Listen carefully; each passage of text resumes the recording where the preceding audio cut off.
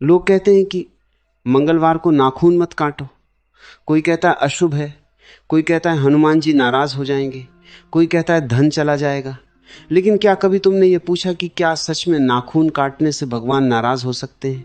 अगर भगवान इतने छोटे कारणों से नाराज हो जाएं, तो फिर वे भगवान कैसे हुए?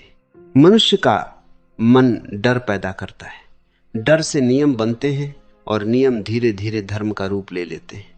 फिर आने वाली पीढ़ियां उन नियमों को बिना समझे दोहराती रहती हैं। सच यह है कि मंगलवार को नाखून न काटने की परंपरा का संबंध अधिकतर पुराने समय की जीवन शैली से था। उस समय न बिजली थी, न आधुनिक नेल कटर। लोग लोहे के धारदार औजारों से नाखून काटते थे। सप्ताह के कुछ दिन धार्मिक कार्यों और विश्राम के लिए रखे जाते थे। धीरे धीरे यह व्यवहार एक मान्यता बन गया।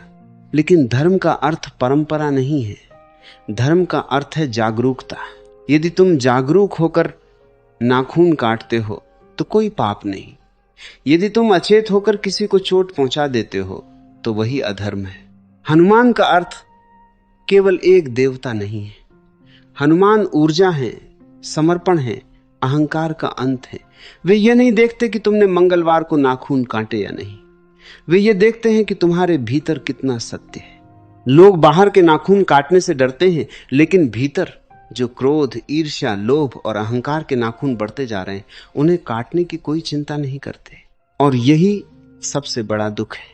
जिस दिन तुम अपने भीतर के क्रोध को काट दोगे, उस दिन मंगलवार अपने आप पवित्र हो जाएगा। जिस दिन तुम अपने अहंकार को काट दोगे, उसी दिन हनुमान तुम्हारे भीतर प्रकट होंगे। याद रखो, भगवान कर्म नहीं, चेतना देखते हैं। अगर मंगलवार को नाखून काटने से भगवान नाराज होते तो दुनिया के करोड़ों लोग हर सप्ताह संकट में होते। लेकिन ऐसा नहीं है।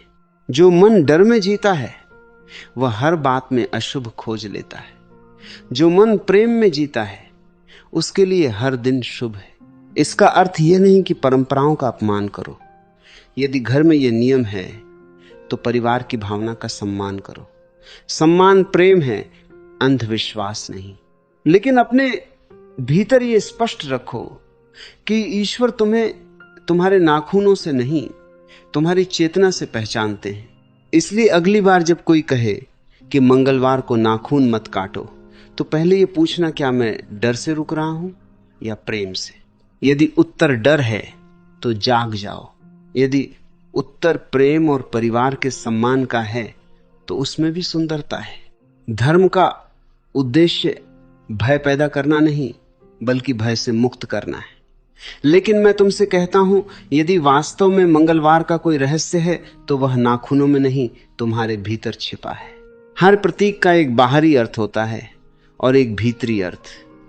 जो व्यक्ति केवल बाहरी अर्थ पर रुक जाता है वह धर्म के द्वार तक भी नहीं पहुंच पाता, और जो भीतर उतर जाता है उसके लिए हर परंपरा एक ध्यान बन जाती है। तुमने कभी सोचा है कि नाखून क्या है? नाखून शरीर का वह भाग है जो लगातार बढ़ता रहता है, लेकिन उसमें जीवन नहीं होता। तुम उन्हें काटते हो और तुम्हें पीड़ा नहीं होती। क्यों? क्योंकि वे मृत कोशिकाओं से बने होते हैं। यही सबसे बड़ा संकेत है। प्रकृति तुम्हें प्रतिदिन याद दिला रही है कि तुम्हारे भीतर भी बहुत सी मृत चीजें जमा होती रहती हैं। पुराने विचार, पुराने भय, पुरानी मान्यताएं, पुराना क्रोध, पुराना अपमान, ये सब भी नाखूनों की तरफ बढ़ते रहते हैं। यदि उन्हें समय पर नहीं काटा गया तो वे तुम्हें ही घायल करने लगते। सोचो, यदि कोई मनुष्य वर्षों तक अपने नाखून न काटे तो वे इतने बड़े हो जाएंगे कि उसका अपना जीवन कठिन हो जाएगा। ठीक यही तुम्हारे मन के साथ होता है। क्रोध को यदि वर्षों तक संभाल कर रखा जाए तो वह तुम्हें भीतर से खा जाता है। ईर्ष्या को यदि पोषित किया जाए तो वह तुम्हारी शांति छीन लेती है। अहंकार को यदि बढ़ने दिया जाए तो वह तुम्हें सत्य से दूर कर देता है। इसलिए मैं कहता हूं, नाखून काटो या मत काटो, लेकिन अपने भीतर बढ़ते हुए अंधकार को अवश्य काटो। यही धर्म है। लोग पूछते हैं, क्या मंगलवार को नाखून काटना अशुभ है? मैं कहता हूं, यदि तुम्हारे भीतर द्वेष है तो सप्ताह का हर दिन अशुभ है, और यदि तुम्हारे भीतर प्रेम है तो सप्ताह का हर दिन शुभ है। शुभ दिन आकाश से नहीं उतरते, शुभ दिन तुम्हारी चेतना से जन्म लेते हैं। जिस दिन तुम्हारे भीतर मौन उतर जाए वही सबसे पवित्र दिन है। जिस दिन तुम्हारा अहंकार गिर जाए वही सबसे बड़ा पर्व है। जिस दिन तुमने किसी को बिना स्वार्थ के प्रेम किया वही सबसे शुभ मुहूर्त है। लेकिन मनुष्य इन गहरी बातों से बचता है। उसे आसान रास्ते चाहिए। उसे लगता है कि केवल कुछ नियमों का पालन कर लेने से मुक्ति मिल जाएगी। मुक्ति इतनी सस्ती नहीं है। मुक्ति का मूल्य है स्वयं को बदलना, और स्वयं को बदलना सबसे कठिन कार्य है। तुम किसी मंदिर में 1000 दीपक जला सकते हो, तुम हजारों व्रत रख सकते हो, तुम सैकड़ों तीर्थ कर सकते हो, लेकिन यदि तुम्हारा मन वैसा ही बना रहा तो कुछ भी नहीं बदलेगा। एक व्यक्ति हर मंगलवार उपवास करता था। लोग उसकी बड़ी प्रशंसा करते थे, लेकिन वही व्यक्ति अपने घर लौटकर छोटी छोटी बातों पर क्रोधित हो जाता था। अपनी पत्नी को अपमानित करता था, अपने बच्चों पर चिल्लाता था, अपने नौकर से कठोर व्यवहार करता था। अब बताओ, उसका उपवास किस काम का? उसने भोजन का त्याग किया, लेकिन क्रोध का नहीं। उसने अन्न छोड़ा, लेकिन अहंकार नहीं छोड़ा। और जब तक अहंकार जीवित है तब तक धर्म केवल अभिनय है। याद रखना, धर्म अभिनय नहीं है। धर्म तुम्हारे अस्तित्व की सुगंध है। जब भीतर प्रेम होता है तो वह अपने आप व्यवहार में दिखाई देता है। उसे दिखाने की आवश्यकता नहीं होती। अब हनुमान की बात करें। लोग कहते हैं कि मंगलवार हनुमान का दिन है। हाँ, ये कहा जाता है, लेकिन क्या तुम जानते हो कि हनुमान का सबसे बड़ा गुण क्या था? शक्ति नहीं, बल नहीं। उनका सबसे बड़ा गुण था अहंकार का पूर्ण अभाव। इतनी शक्ति होने के बाद भी उन्होंने कभी नहीं कहा मैं सबसे महान हूं। वे कहते रहे सब प्रभु की कृपा है, यही उन्हें महान बनाता है। आज मनुष्य के पास थोड़ी सी सफलता आती है और उसका सिर घूम जाता है। थोड़ा सा धन आ जाए तो वह दूसरों को छोटा समझने लगता है। थोड़ा सा ज्ञान मिल जाए तो वह स्वयं को ज्ञानी घोषित कर देता है।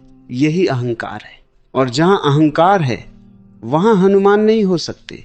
इसलिए यदि सच में मंगलवार का सम्मान करना है तो उस दिन अपने भीतर झांको। देखो कि कहीं तुम्हारा अहंकार तो नहीं बढ़ रहा। देखो कि कहीं तुम्हारे भीतर किसी के प्रति घृणा तो नहीं पल रही। देखो कि कहीं तुम केवल दूसरों को बदलना तो नहीं चाहते। धर्म की शुरुआत दूसरों से नहीं होती, धर्म की शुरुआत स्वयं से होती है। तुम संसार को बदलने निकले हो, लेकिन स्वयं को देखने का समय नहीं है। यही सबसे बड़ा भ्रम है। जब तुम बदलते हो तब संसार बदलने लगता है, क्योंकि संसार वही दिखाई देता है जो तुम्हारे भीतर है। यदि तुम्हारे भीतर क्रोध है तो हर व्यक्ति शत्रु लगेगा। यदि तुम्हारे भीतर प्रेम है तो हर व्यक्ति अपना लगेगा। इसलिए बाहर के नियमों से अधिक आवश्यक है भीतर की जागरूकता। यदि मंगलवार को नाखून न काटने से तुम्हारे भीतर श्रद्धा आती है तो मत काटो, लेकिन यदि केवल डर के कारण नहीं काट रहे हो तो समझ लो कि तुम अभी भी धर्म के द्वार पर नहीं पहुंचे। धर्म भय से नहीं, प्रेम से जन्म लेता है, और जहां प्रेम है वहां स्वतंत्रता है। जहां स्वतंत्रता है वहीं सत्य है।